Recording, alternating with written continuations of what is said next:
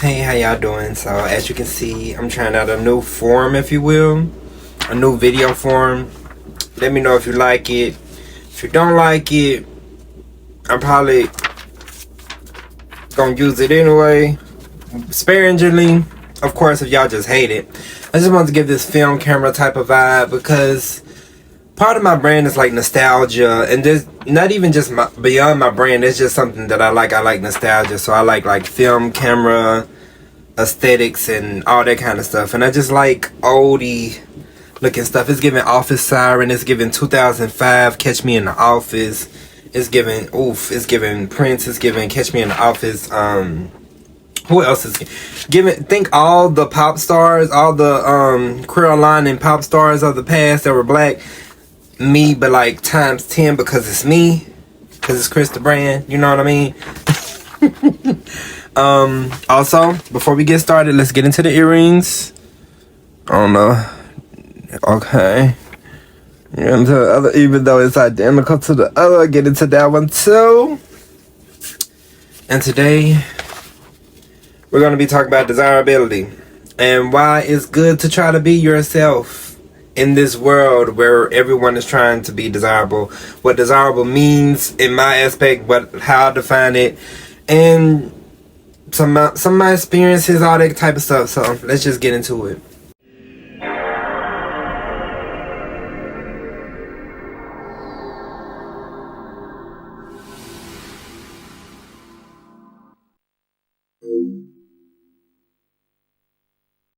So of course I got my notes, and of course I take notes like somebody with ADHD, so don't mind me if I'm all over the place.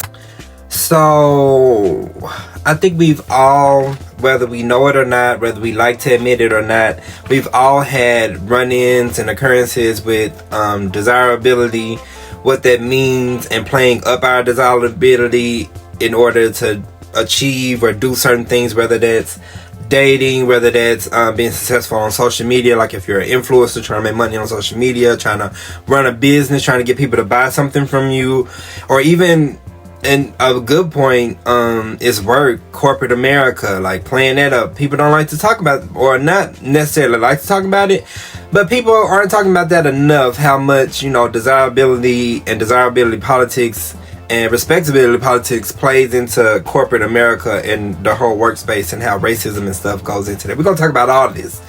We're going to try our best to talk about all this. If I forget some, let me know. I might not make a whole nother video if y'all find this, information useful or whatever. Let me make sure this thing focusing. Can you focus on me? I'm just not used to this, y'all. It's cute, it's aesthetic, but I hope it comes out cute and aesthetic when y'all watching this, because y'all may be looking at it like, ooh, that's crunchy. What the fuck is he doing? It's a film camera. I'm not telling y'all that this is a app, because this is legit a whole film camera. I got like the film that I had to put in here to record this very expensive shit, very old, very much so old technology. First, I just wanted to define desirability and desirability politics in a sense, and kind of just where I fall and my understanding of it, basically, because it ain't, you can find other people's definitions, so I just wanted to define it myself, and for the purpose of this video, I wanted to just define it myself so y'all can just, and now I'm looking at the camera. Okay, or should I look at the screen? The screen, or should I look at the camera? I'm gonna try my best to look at the camera, but if I look at the screen, don't worry, I'm just trying to make sure I look cut for y'all, okay? That's it.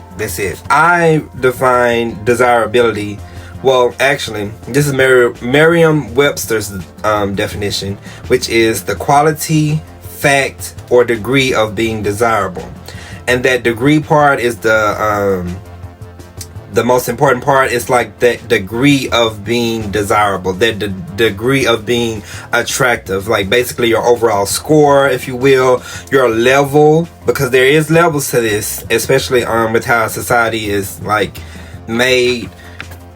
It kind of gives caste system with a lot of stuff. when it comes to like levels with desirability, attractiveness. You know, it even goes into colorism with the skin shades, and like how lighter skin shades may be deemed more attractive or more whatever, more trustworthy, or this, that, the other, and darker maybe more this, that, the other. So yeah, that's all of that. And a lot of those things with the hierarchy is made up, but I say levels and stuff because it's over our overall perception of the society we're living in. Also, you got to take into account movies, pop culture. You got to take into account racism in this country. I live in the United States of America. You got to take into account colonialization. You got to take into account beauty standards and how that racism and colonialization impacted our beauty standards and what we deem as beautiful or desirable in America. Like, all of this plays a role. Now, with that definition, the quality, fact, or degree of being desirable, which, you know, it can, basically that degree can go up or down depending on, and this is what I added supplementary to it, the sociological, physical, and philosophical things we do, either consciously or otherwise, that deem us more desirable, attractive in any given scenario or space. So desirability is like that level of desirable, that level of whatever. And then this part that I just read, that is basically the things that we do to play into desirability, the things to play up our desirability, or the things that may make us fall down on our desirability, on the desirability totem pole, basically. 1 second while I get some lotion. I saw Ashy Knuckle. I said, oh no, baby, y'all ain't about to oof. We ain't doing it. We not doing it. We not doing it. We not doing it. Let me calm down, because this is affecting my reading and my thought process, because I started getting excited. Like, we getting into a topic that I really like talking about, so I really want to make sure I do it justice, or the justice that I can from whatever comes from up in this brain, because a lot of this is anecdotal. We all know this. A lot of my channel is anecdotal. Whatever research I've done has been done in the past. I don't really cite that much, so a lot of stuff is coming from up in here. So don't, you know, if you find value and you can relate to me and the content that I give, that's all that matters. Not so much using me as a way to source information. So do with the information as you will. So those are the things that we do to play up, or the things that like can affect us when it comes to desirability. I also added to this, and we also already touched on this, these things that I just mentioned, the sociological, physical, and philosophical things we do, either consciously or otherwise, that deem us more desirable or attractive. These things can stem from various things such as racism, fat phobia, homophobia, and even perceived personal preferences. So, you know, a lot of times we hear, oh, that's just my preference, oh, I just don't. A lot of times I don't think we critique or really look at why we find certain things preferable for us. We just, a lot of times we just like to say like, oh, that's just what I prefer, or oh, this, that, the other. But we don't look at the exclusionary part of that. We don't look at why we're excluding certain people, certain groups, certain whatever from certain things. And it very well could not be racism. It could very well not be fat phobia or whatever, but a lot of times it is stemmed from those things. Why we kind of have our worldview the way we do, and then take into account like our socialization, like growing up, and like whether you were fat or skinny, if you were desirable or not desirable growing up, and how that affects like what you seek now, if you were abused, there's so many different factors that can play into these things. So I don't want to always say it's racism, fat phobia and stuff, but a lot of times I do feel like it stems from those things in terms of the exclusionary part. And even more so, just what we find desirable. Because if you're excluding something, if you deem something undesirable, so or I'll say it like this: what we find desirable, if that's the most desirable thing, then everything else that's not that thing, that's not the standard, that's not the epitome, that's not the peak, anything that's not that is either less desirable or not desirable at all. That's kind of how I see it when it comes to desirability. With that, let's talk about desirability and desirability politics when it comes to those three things we mentioned earlier, which were dating, social media, and work, corporate America. So first I want to touch on dating. And I'm also going to be giving you some anecdotal things, like my experiences within this too. So let's start with me. I have always had this tug and pull with desirability. Even from a young age, I can remember as young as like second grade, like looking in the mirror and I think it was at the second grade, it was mostly because we had to wear uniforms. It wasn't as much I didn't like how I look. It was mostly I gotta wear this bland ass uniform and like it's depressing the fuck out of me. Like my creativity and everything was already being like trampled by this point. Like I'm a creative person, so like imagine being in an environment where that's not fed and watered and nurtured and all that. So of course I was struggling a little bit when it came to uniforms and stuff. So this was the first time that I was just like just looking in the mirror, like critiquing myself. Like, no, actually now that I think about it, it was looks too, because it was just like looks plus I gotta wear this uniform. Like it's just like no individuality, and plus I don't think that I necessarily match up or don't look whatever. Maybe I wasn't even thinking about it in terms of like people finding me desirable. I just was looking at it as like do I look cute, pretty?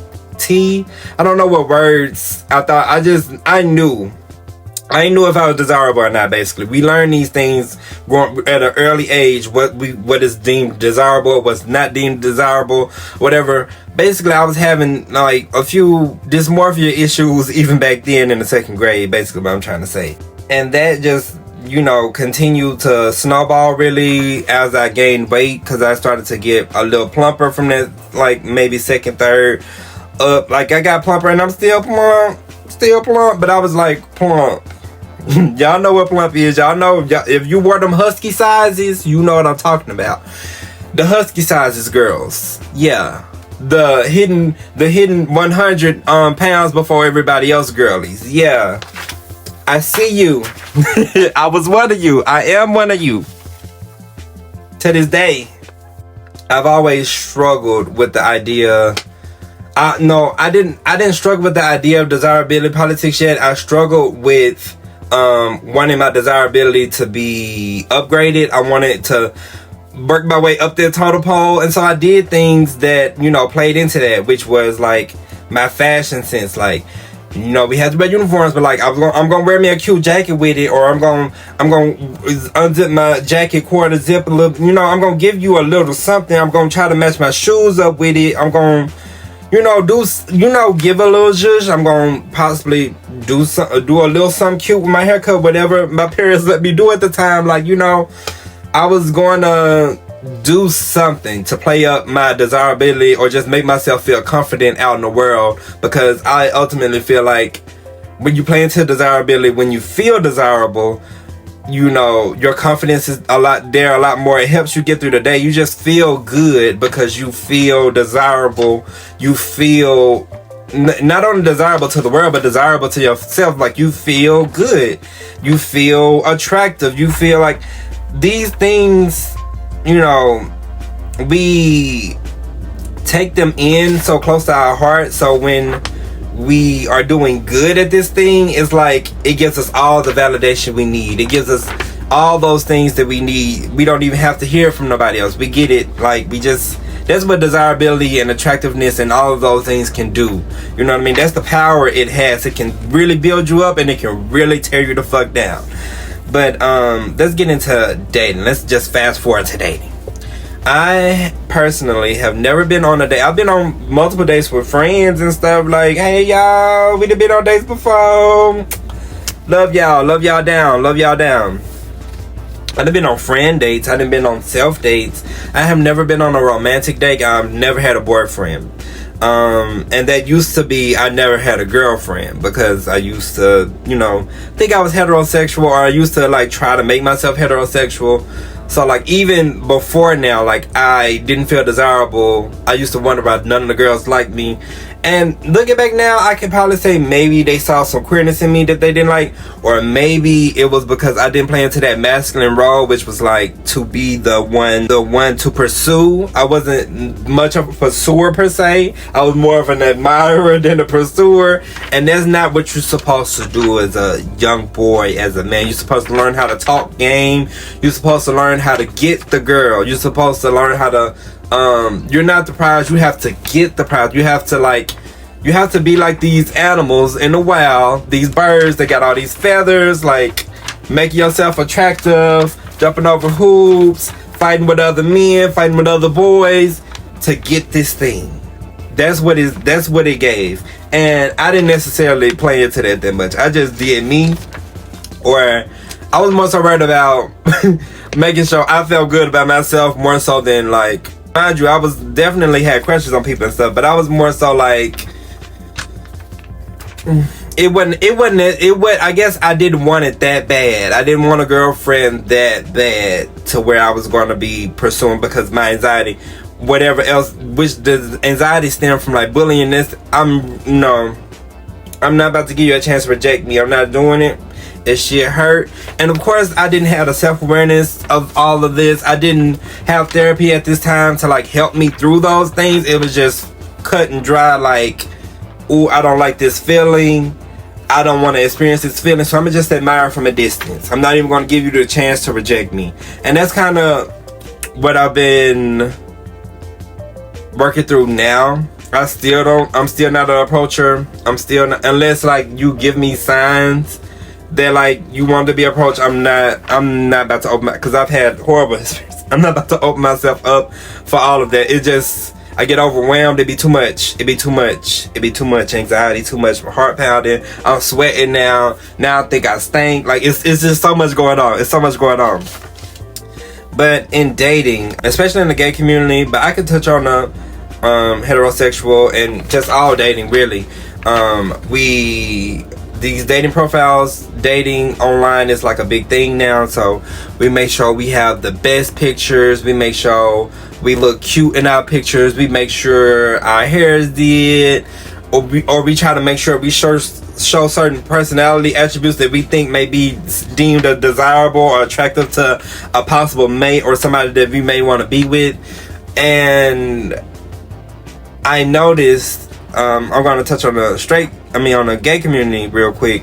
I noticed that quickly that certain body types, certain skin tones, and certain gender performances were preferred, and a lot of times I wasn't fitting in those specific things, or if I wasn't fitting in one end of the spectrum, I was in the middle, or I was closer to the other end of the spectrum. So me not ticking those boxes made dating harder for me, because I wasn't as desirable in the desirability spectrum and desirability score levels, degrees. That's where pretty privilege can come in and stuff, and all of these things, because someone that's pretty or deemed overall like attractive and stuff, they don't have to worry about all that stuff, because a multitude of people find them attractive just based off of societal standards and what we've been taught is attractive. So where am I trying to go with this really? Desirability plays into dating basically. And so when you're lower on that totem pole, when you're lower in the desirability totem pole, that I'm just keep saying totem pole, when you're lower in that, you can, like I was saying, like when I was in 6th grade, you can feel a bit of self-worth issues, like, oh, maybe I'm not worth as much as this person. You start comparing yourself, or you start to get some of that dysphoria. You start to get all of these things, or no, not dysphoria, more so dysmorphia, like body dysmorphia, like especially in the gay community, like, ooh, do I look, I'm not skinny enough, I'm not fit enough, my chest don't look good enough, my biceps don't look good enough. Like, you start to question yourself and your self-worth, and you get little to no validation from other people and other men, which people always say you shouldn't seek that out and stuff. But what y'all not understand is attractive people get that off bat. Like, why can't we get with, I'm on what he's having, I'm on what she's having, why can't I get that too? But as a more less desirable person, this is my advice to you now. You have to be okay with not getting that validation necessarily from the people that you may want to give you that validation. You need to go to places. You need to try to get that validation from yourself, get that validation from a therapist, not even so much like on your physical, but like just validation in your situations and stuff. And I think that will help you build that confidence to validate yourself as well. But just know that everyone isn't going to give you that, and you know that other people are going to get that off bat just because they won the genetic lottery, if you will. It's just something that you have to accept and be okay with, and just it's really a journey about being okay with self and being confident in self. And like, almost like you literally have to not care about desirability. You have to not care about dating. You have to be okay with possibly not finding somebody sometimes, if it means you're gonna have to give up your morals, give up big things about yourself just to be deemed desirable for a multitude of people to maybe want to talk to you, to maybe want to date you or whatever. And what I also notice on dating is people fake. So I see a lot of men, and even in their gender expression, like they could be way more feminine than me. You may think they the most masculine, most handsome man in the world, and masculine is deemed as more attractive in a sense, and then they start talking, they start opening their mouth, you're like, oof, it's not giving the fantasy I thought. So now he's less desirable, he's less attractive. Scratch that, or not scratch that, put that to the side. You feel the urge to play up yourself, to like sell yourself on these dating apps, and just in dating, to like, I know a lot of straight men do this. Like, they sometimes can fib or play up their financial situations, play up their desirabilities, because a lot of men have this ideology, and I think it's true too, that when a multitude of people find them desirable, or there's this perception that a lot of people find this person desirable, then other people are going to find them desirable as well, just based off of how many other people find them desirable. So they may play that up, like, oh, I get all these hoes, I'm this, that, the other, I'm that guy, like doing all that. Women may make it, they may portray a certain aesthetic that they're not. Like, they may be trying to get into their spiritual baddie bag, even though they may dress like that maybe twice a month, but they may make it look like they just like this all the time because they want to attract a certain man, or they want to seem desirable to a certain type of man. It's just can do a little harm, because you're not giving the full spectrum of yourself. You're not showing the full authenticity of yourself. You're only showing one aspect of yourself, and I think that could be detrimental, and I think that can also hurt your dating at the end of the day, because eventually them sides gonna come out. Either they're gonna come out, or you're gonna suppress them, continue to suppress them, and you're gonna be unhappy in your relationships, and boom, divorce rates up. There we go, boom, just like that. Not saying that's because of desirability, but a lot of times people go into these things faking and not being their full selves, and then they get in it, and then they realize they don't want to do it no more, so then they start finding excuses, or they start abusing, or whether mental or physical or whatever, they start trying to find ways to get out of this thing, because they put themselves in this to begin with, because they were playing a part that they weren't. They're forgetting who they are. They're having, and once you start forgetting who you are because you're trying to fake to be something else, there is a certain battle there, and with that battle, you're not going to be the happiest person that you thought you were. That mask is going to start slipping. People are going to start seeing your true colors. If not, they're going to start seeing some rotten colors that you've been covering up and not nurturing and giving sunlight. So they're seeing your rotten colors. They're not even seeing your most authentic colors because you haven't been expressing it. You've been suppressing so long, so now it's all coming out at like a full force, and it looks ugly, and it's a bunch of ugly colors, basically. Back to the topic of the video, dating. I just realized there is, like, you do have to play up certain things if you want to attract certain people. But at the end of the day, for me, when it comes to dating, I'm going to give you the full spectrum. I'm going to let you know my status. I'm going to show myself in feminine clothing. I'm going to show you that I can also dress a little masculine sometimes.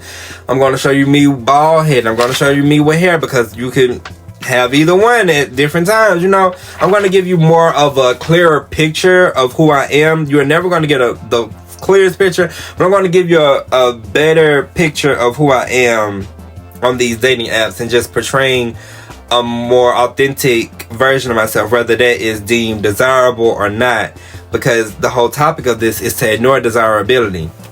Because at the end of the day, I know that if somebody liked me still after seeing all of these things that may be seen as less desirable or less attractive or whatever, but they're so authentic to me and they still like all of that, I feel like that relationship has the potential to be a lot better just based off of that. But just based off of, I've already presented my most authentic self, and hopefully they presented their most authentic selves.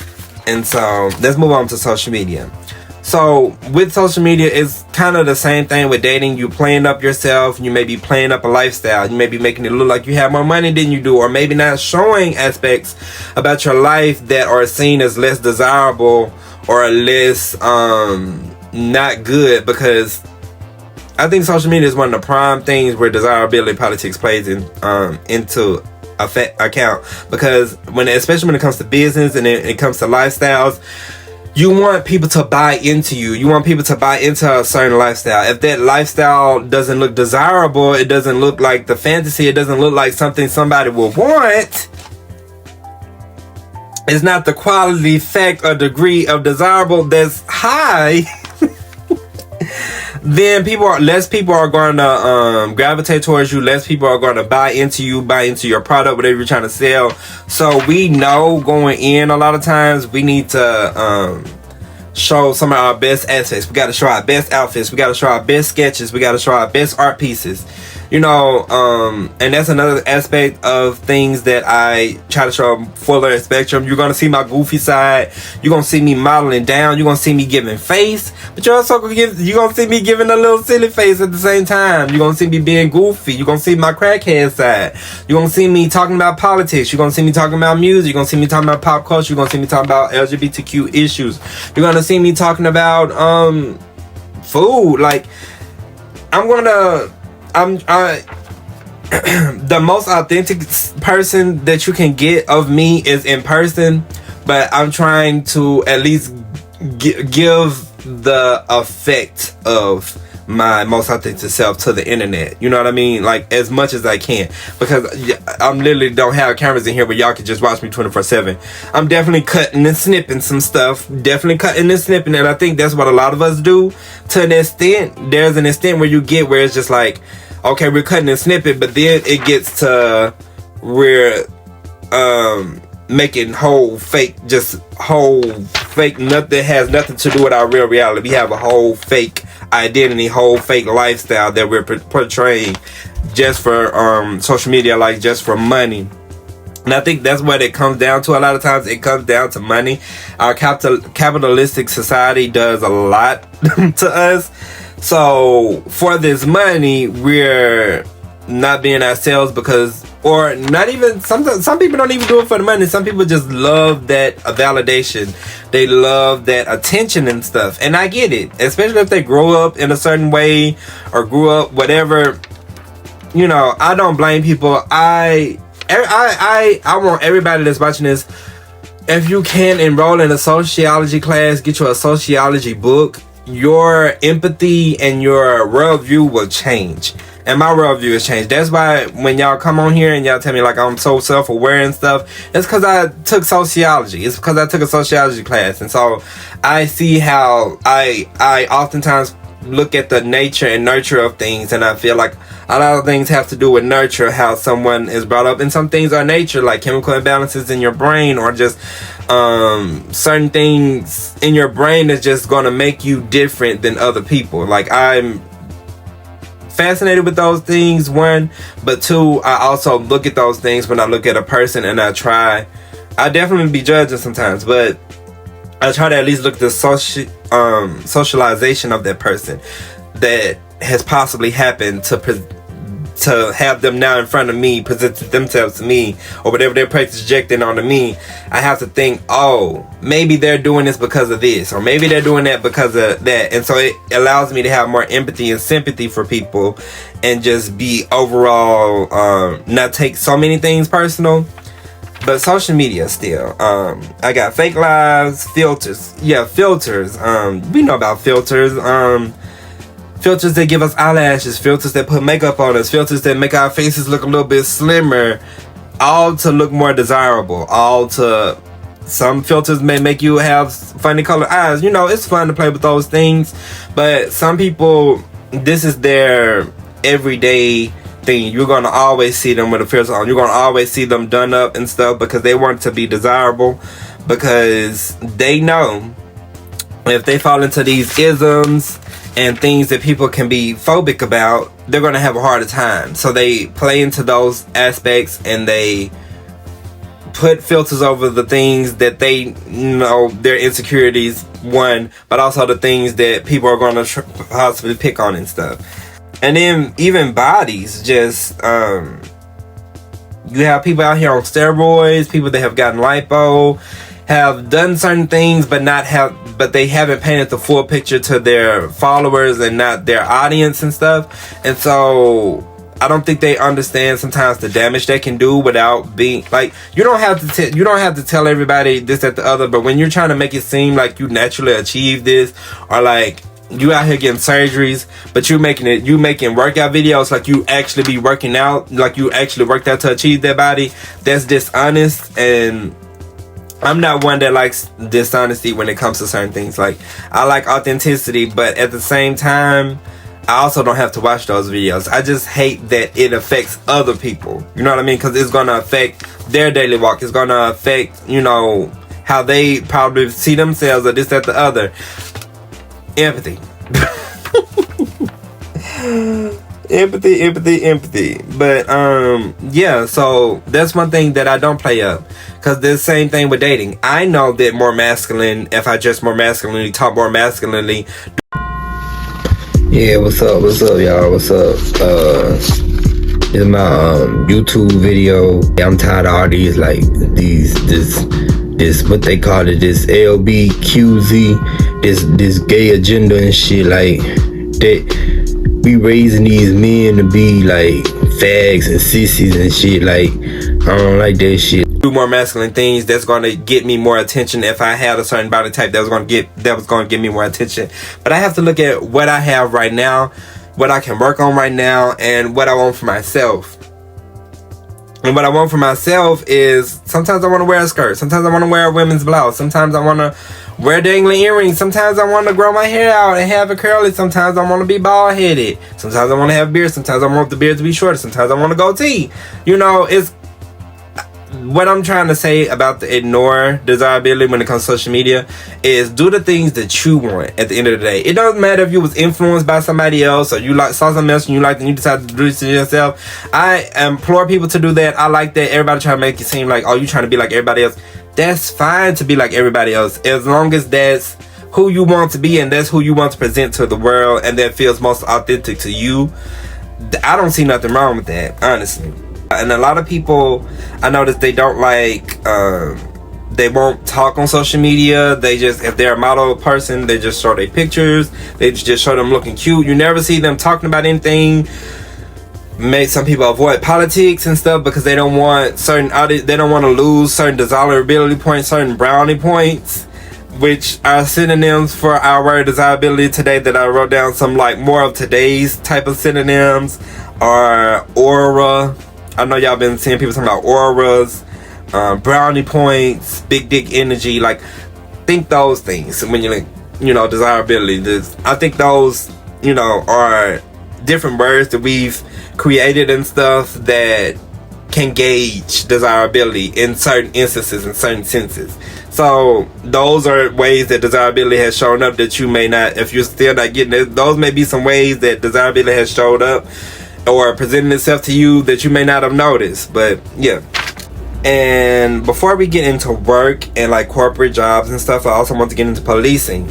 So with desirability and us trying to pay our different aspects of ourselves up to become or be deemed more desirable, to either gain attention, gain a new job position, gain a hello from a stranger, gain anything that you want from being deemed desirable. Basically, we have these people that police us. We have people that police us if we're not doing the normal thing. We have people that police us if we're not doing the thing that's going to make us most desirable, because they are masking themselves. So how dare you not mask yourself? How dare you go against the status quo? So we have those people that police us as well within all of this. We already have the reinforcement of magazines and different promotions, different projects and stuff that different brands do, and different stuff that make us and basically set the standard for desirability and desirable, or in social media and stuff. We already have that, but we also have these people that police and deem people, oh, you're not attractive, oh, you're attractive, or you're not attractive, oh, you're attractive, oh, yeah, we like this fit, but you might not like it on somebody else. You might not like it on somebody that's fatter or whatever. So we have these policers. And the policers are basically everybody that just judge and deem stuff the standard or not the standard. And so I feel like that can do harm in the sense of, even when you're being authentic and stuff, but you're not doing the normal thing. Those policers or those people that feels like it needs to be a certain way, maybe those are gonna be the ones that's gonna hurt you. And that's when you just don't. I mean, you get the shit in on the stick, but I mean, you want authenticity or you want a mask? You want to live two lives? I digress. So last we're going to talk about work. So this encompasses all things: the way you dress, your hair, the way you speak, your proactiveness in a job, especially corporate, and even a lot of jobs now, like, you can't wear certain hair colors, you can't wear some haircuts and stuff. And it's all, and even just the interview process, sometimes even before the interview, we have racism come into play, where these jobs know your race, and so you may have a race that's less desirable to these recruiters or whatever. So you may be least likely, or one of the least on the last on the poll, to maybe get a call for this interview, as opposed to somebody that may have a more desirable race, which we all know what that could be. Corporate America has set a standard for the way men must dress, the way women must dress, and of course those things shift as culture shifts and all of that, but it's all desirability. When you're showing up to an interview, you want to be the most desirable to this job, the most desirable to these people that's going to possibly give you this job. And sometimes you have to lose some of those most authentic parts of yourselves just for money. And I hate it. I feel like people should show up in the ways they feel most comfortable, in the ways they feel the truest to them. But a lot of times when you're representing a certain brand, or you want to work for a certain brand per se, you have to present the way they want you to present. And I hate that a lot of us have to shift that just to be able to make capital, just to be able to make money, just to be able to survive. It's really sad how desirability politics plays into every aspect of everything when it comes to money, just like dating, everything. And it's just like, it's sad that we have so many standards and certain things that we can't do, or certain things that exclude us from certain situations, or certain conversations, or certain positions, certain job titles, all of that. Even with the proactiveness, like some employees may try to be so proactive. You ever seen that one employee, or even think the teacher pet example, just that one employee that's just always kissing the manager's ass, like always trying to be proactive, like they always doing too much. They're trying to be the most desirable. So if anytime a new position comes around, a raise comes around, they're going to be the first in line to get it. It's not because they're a hard worker. It's because they want to be seen as more desirable for whatever goal they're trying to achieve. It may not even be the most authentic, and I think that sets basically a standard. And so then you feel like you have to do these things as well to achieve certain things. And that's where it can get dangerous, because it's like you're already maybe giving up certain things, authentic things about yourself to obtain this capital. But then you have to change your attitude too. You have to change the way you speak. You have to change your accent and talk more. You have to speak more articulately. You have to pronunciate your words better. Yeah, no man. You have to pronunciate your words better. You have to get rid of that lisp. You have to get rid of whatever to deem you more desirable. So at the end of the day, you can make more money. At the end of the day, the most desirable people tend to make the most money as well. Just that's how everything shakes. So I wouldn't have so much of a problem with desirability if it didn't affect us so much to where you can become homeless if you're not deemed desirable, to where you can lose certain opportunities because you're not necessarily desirable by the standard that may be rooted in racism, homophobia, fatphobia, all the isms and phobics and all of that. And that's where I have a problem with it, and that's where I say you should give a little pushback. Because for me, we're back on me, when it comes to certain jobs and dressed in certain ways, that does take away from my most authentic self. But as a black person, we're told to like just do what we gotta do to get what we need to get, and none of the other stuff matter. And I feel like for me personally, that takes a toll on me emotionally and all of that. And just I get depressed when I don't get to express myself in the ways that I want to express myself. When I have to express a picture I have to express a vision that's somebody else's and ignore myself just to be able to survive. It makes people depressed. It makes people whatever. And so desirability has definitely affected me in those aspects where like maybe I can't dress certain ways. Like growing up, I probably couldn't wear certain things, or me doing a certain thing was deemed less desirable or less masculine. So like I got reprimanded for that. And so by the time I came out and everything, or even before I was coming out, just when I started expressing myself more, and I got just a little taste of that authenticity, and I got a little taste of what it felt like to truly express myself in the way that I wanted to truly express myself authentically and be happier overall. That's when I started to critique desirability. That's when I started to critique the standards that I tried to play up to, and like how they were affecting me, and me maybe even possibly achieving certain standards may have been all the more detriment to me. Like I may be deemed more desirable, but at the end of the day, now I'm less confident. Now my self-esteem is poor. So basically I got to a point where I just said fuck it. And I say some of y'all should say fuck it too.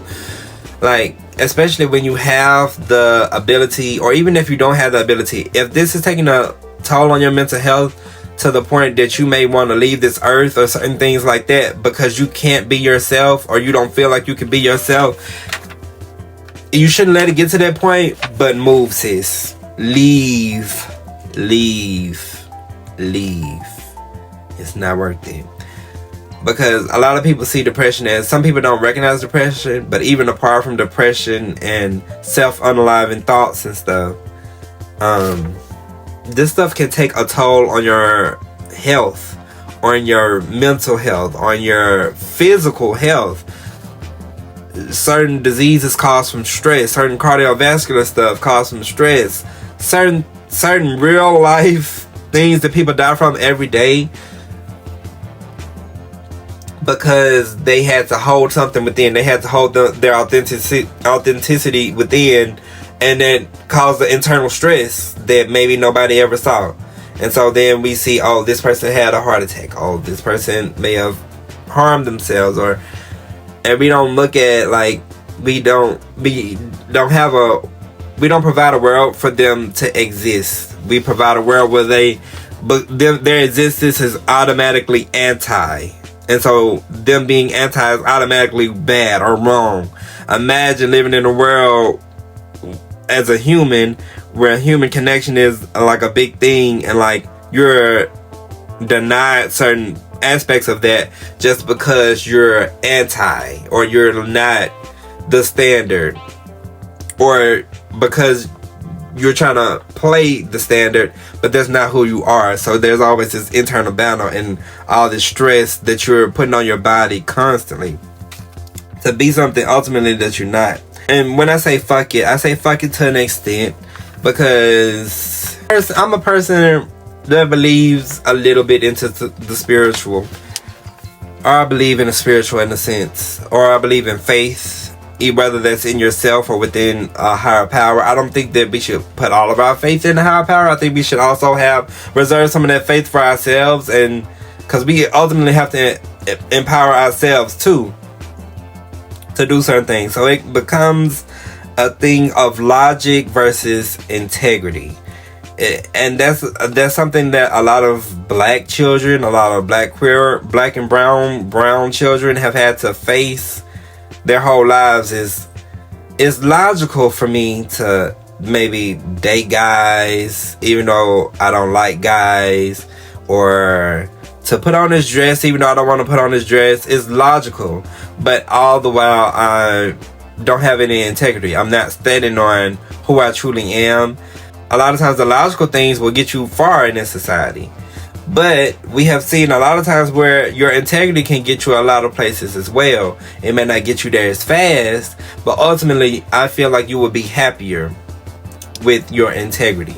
Some people don't care, or they act like they don't care, but I'm someone who cares about my integrity and cares about what I'm presenting to the world, and if that's my most authentic self. Because imagine playing up to a certain thing or a certain standard, and that's not who you are, and then you get rewarded for that. You're never going to feel truly happy. You know what I mean? Even with the rewards, even with the success, you're still not going to be happy, because it's like there's this sense of imposter syndrome, because you know that you ultimately weren't being yourself. You knew that if you were being yourself, or you were doing the things that felt most natural to you, you wouldn't have achieved those things. But you know, because you played up to certain standards and played the game, you achieved those things. So it's not even as sweet as much, because you did the logical thing instead of the thing that felt most natural to you and your integrity. And I find value in being myself, and my journey with being myself has been a long journey, but I find value, especially someone who has went through depression and like unaliving thoughts before and stuff. Like, you get to a point, especially when you've hit that rock bottom, that specific rock bottom, you get to a point where certain stuff just doesn't matter anymore. So for me, I'm not stressing myself out to play certain desirable tokens to get certain brownie points with niggas just so they want to date me and stuff. Because when I wanted to kill myself, it didn't matter if a nigga wanted to date me. It didn't matter if I had money in my account. It didn't matter if I had an F in my class, if I had an A in my class. I didn't want to be here no more. And so me reaching that point, it made me get to the point where it's just like, you realize like none of this stuff matters, one. And then when you start presenting your full self, you realize like, whoa. Like one time I had a vision that like, I was just driving in my car and I was just looking at everybody in their cars. I was like, wow. Like I was just vibing, having a good day, listening to music, and I was just looking at everybody's faces driving in the cars. I was like, everybody has on the mask right now. Everybody has on a mask right now. And it was just like, it was a weird, like, little, what's the word? What's that place? Twilight Zone little moment. I was like, whoa. I didn't see masks, but it was just like, if it was a spiritual experience in a sense. I was just like, wow, all these people have on masks. And I think by that point, this was like earlier this year or last year, I just realized like, wow, I've really been presenting a more authentic version of myself that I actually love. Because me on my authentic journey, I started with trying to find the past me. But through trying to find the past me, I made amends with the past me, or like myself that seemed more authentic before it got beat out of me in a sense.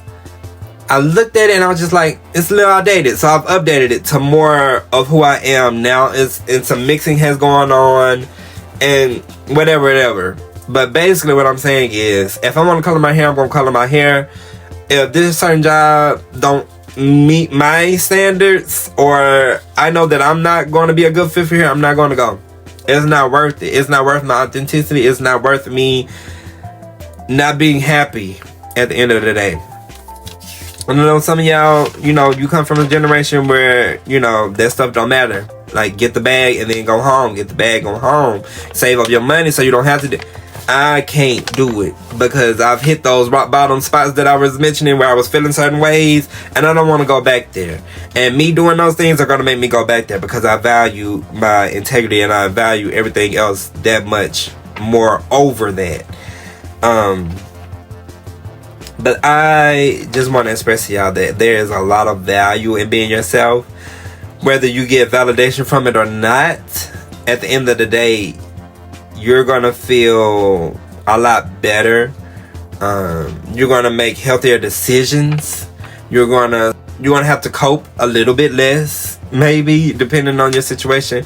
But a lot of things that we do and a lot of detrimental things we do to ourselves I feel like can stem from us having to put on a mask and us having to play up a certain thing that just isn't us. And it doesn't feel right to our nature. And so we do certain things to cope that may not be healthy for us.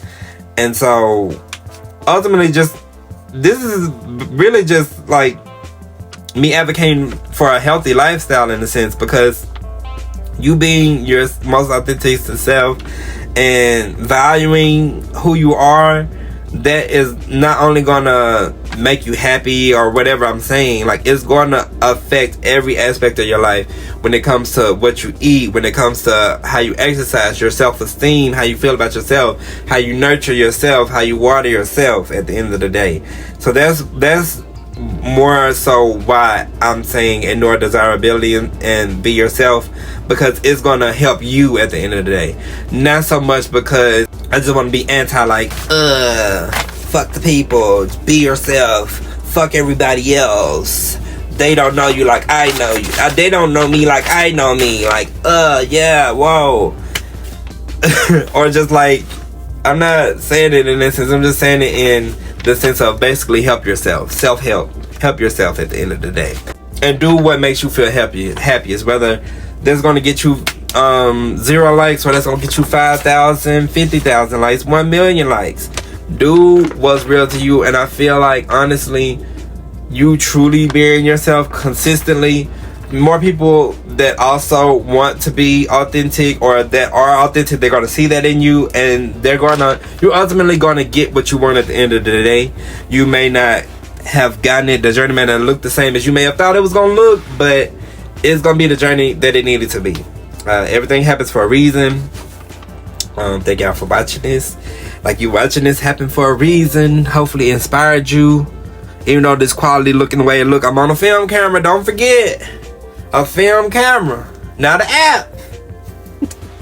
But hopefully y'all found some value in this video.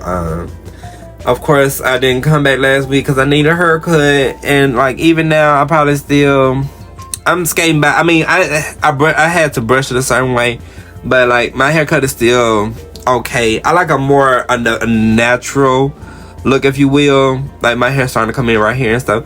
I like, I appreciate. I don't want it to look bold cuts, bold lines all the time. I appreciate a little line, a little structure, but I don't need too much. I like a more natural kind of, y'all know what I'm trying to say. But yeah, thank y'all for watching this video. I will see y'all soon. Hopefully next week, but I ain't gonna make no promises. So Illy. Illuminati confirmed. Illy. How's your flight sacrifice?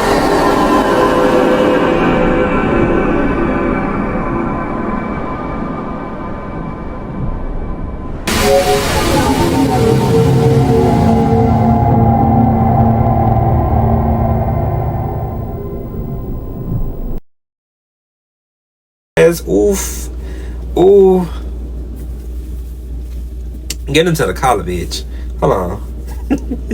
Get into the collar. Get into the collar. Get into the collar. Get into the oof. Get into the top. Wait, I can't stand up too much because I ain't got no pants. Get into the top. Get into the sleeves. Get into the sleeves, honey. Get into it. Get into it. Get into it. Get into it. Hey. Get into it. Hey. Bye, y'all. Ain't no me.